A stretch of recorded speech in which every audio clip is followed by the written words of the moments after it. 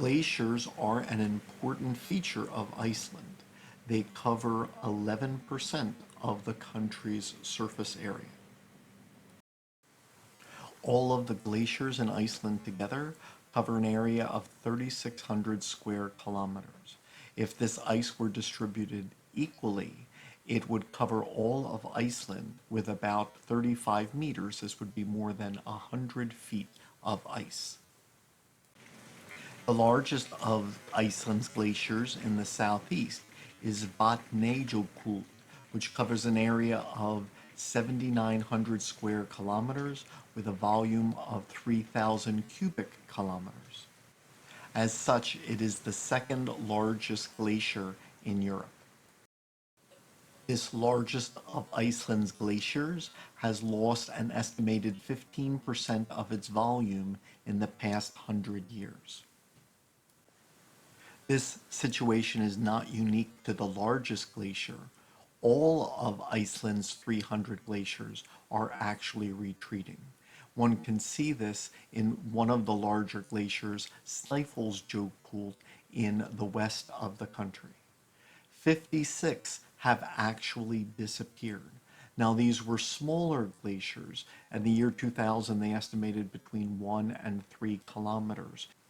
To fit the definition of a glacier, the mass has to have so much weight and because of all of its ice that it actually directs its own movement. And once a mass of ice loses this, it is downgraded from a glacier just to an ice field. So there was a glacier that had been called Ökjökull, which had measured 3 kilometers, which was recently downgraded. And in Iceland, there was a funeral held for this glacier once it was no longer considered a glacier because of the amount of ice that it had lost. In the past 130 years, Iceland's glaciers have collectively lost more than 4 billion tons of ice in volume and at 2,200 square kilometers in area. Now, not only has this occurred recently in the past 130 years, but half of this loss has occurred much more recently since the year 2000.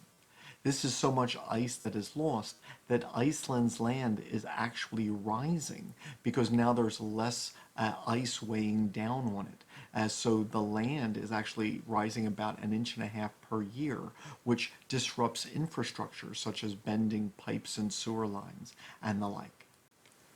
If you were to near a glacier, you would notice water coming from it, forming streams and rivers, and the volumes of water can be considerable.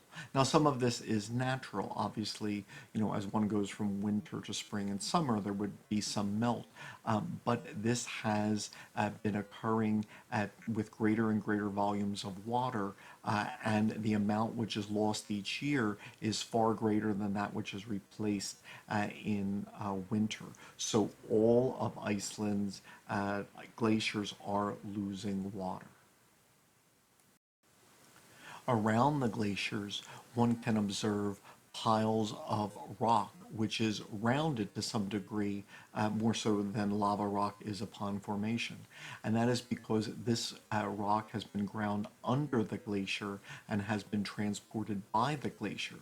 So these piles of rocks are evidence that the glaciers have receded because they were once under the glaciers, and now we just see the piles of rock or moraines, which are the remains of this debris.